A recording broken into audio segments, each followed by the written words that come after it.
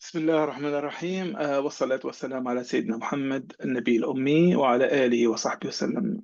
اللهم علمنا ما ينفعنا وانفعنا بما علمتنا وزدنا علما. سبحانك لا علم لنا إلا ما علمتنا إنك أنت العليم الحكيم. السلام عليكم ورحمة الله وبركاته.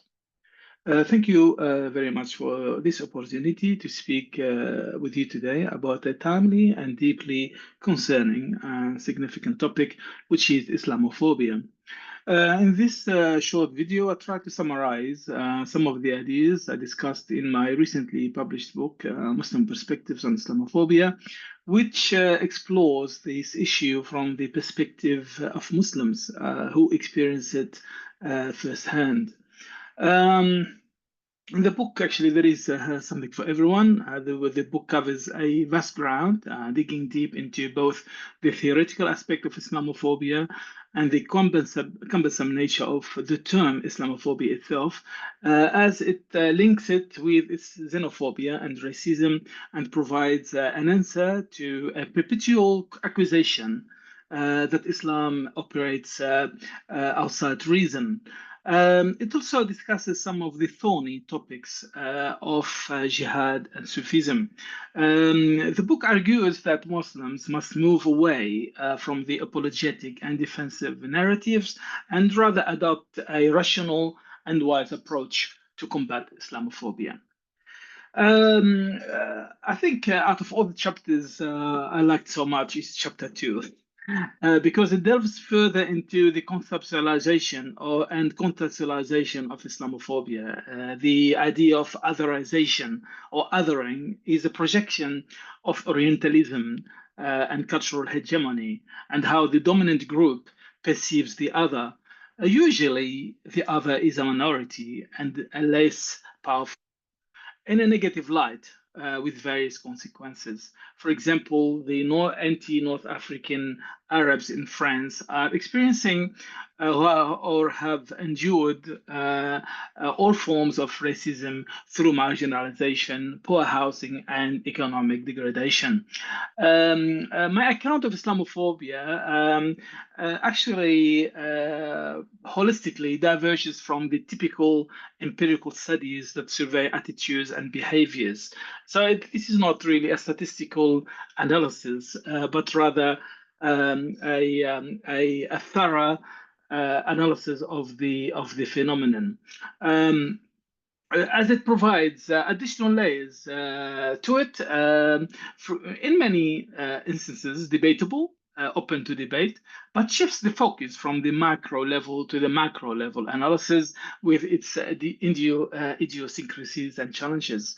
It is like, if you stand in a museum or art gallery and you are in front of a piece of tapestry or an oil painting to be evaluated, you need, as an examiner, to judge its value from a distance.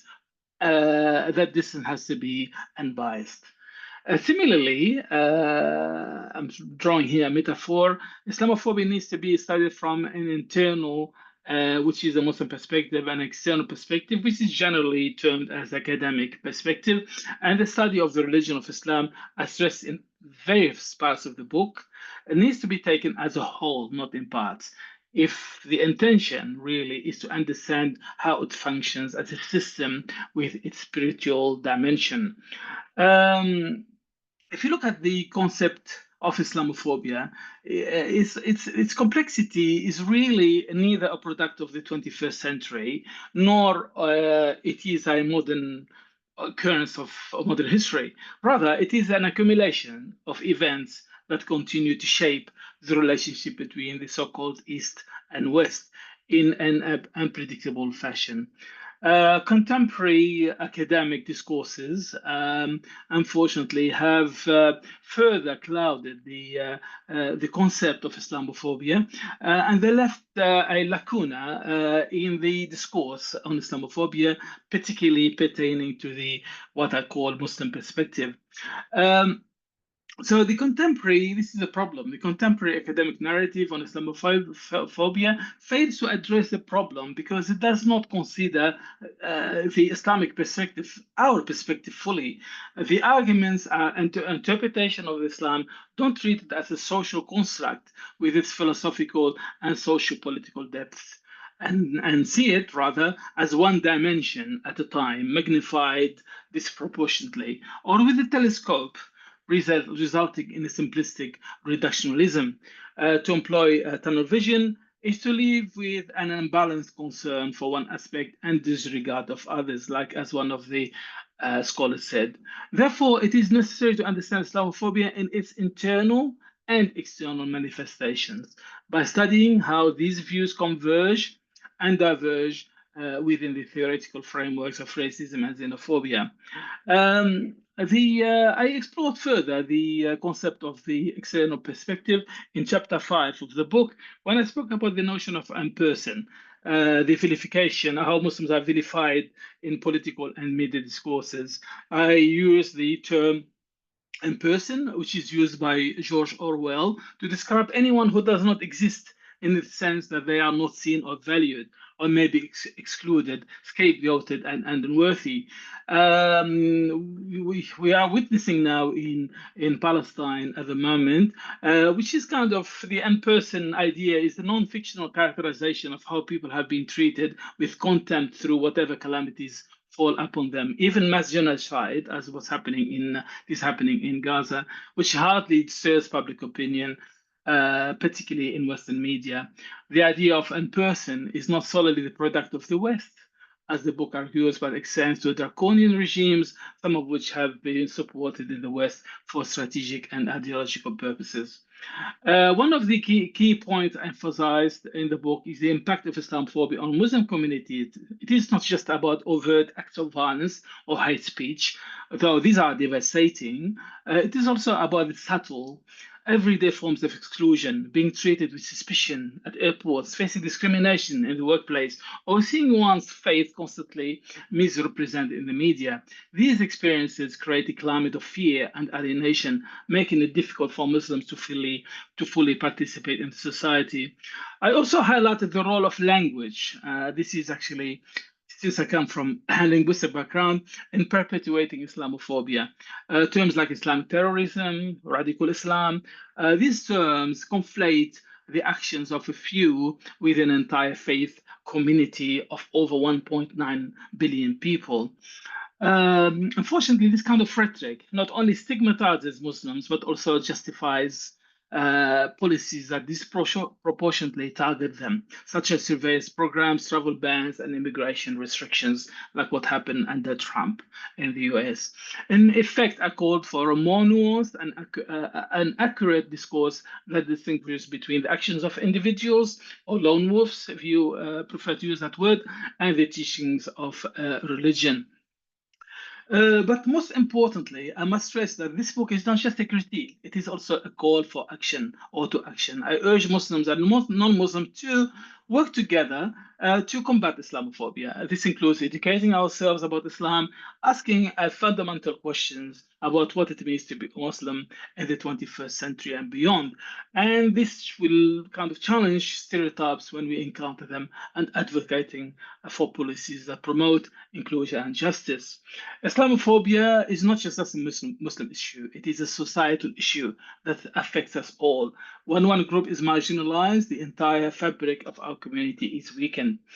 In conclusion, the book offers a powerful and necessary framework for understanding and addressing this issue. It challenges us Muslims to confront our biases, to listen to the voices of those who are most affected, and to take meaningful action to create a more just and inclusive world. As we move forward, let us remember that the fight against Islamophobia is not just about defending Muslims, it is about defending the values of equality, dignity, and mutual respect that we all hold dear. Now, the question that might come to mind, how to combat Islamophobia? Uh, I looked at combating Islamophobia from quite different angle, actually. Combating Islamophobia is complex. We all know it's a complex battle, but depends on the outcomes of genuine cooperative work between Muslim societies, various government agencies, politicians, media outlets, funding bodies, and above all, publishing houses and education. The role, as mentioned in chapter 7, I kind of found recourse in Sufism. Sufism cannot be ignored or underestimated. We're not suggesting that all Muslims should be ascetics or Sufis, but Sufism, which remains deeply esoteric, provides wisdom and enhanced spiritual, political, social balance that adds to other non-linear dimensions of Islam. The deep understanding of Islam that Sufism can afford will increase Muslims' consciousness of the need to revive the cultural memory. So, cultural memory, which is key, I think, to combating Islamophobia. What does it mean? What do I mean by cultural memory in this particular book? In this book, I refer to cultural memory as the glue that binds Muslims in various communities and among generations. It is also a key to surviving and curbing Islamophobia. Without cultural memory, there is no identity. And without identity, Muslims have no power. In other words, cultural memory is the impetus that drives Muslims today to transmit their cultural heritage to future generations.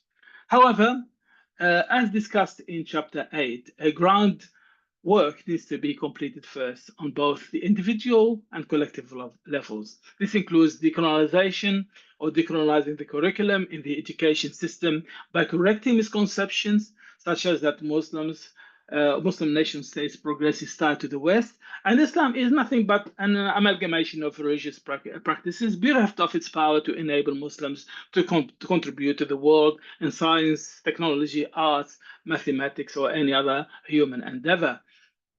And this is a problem because it is this attitude has been exacerbated with West's lack of acknowledgement of the Islamic contribution to its Renaissance, which has caused the belief that Islam is a religion that fans hatred of the West and is an enemy of progress.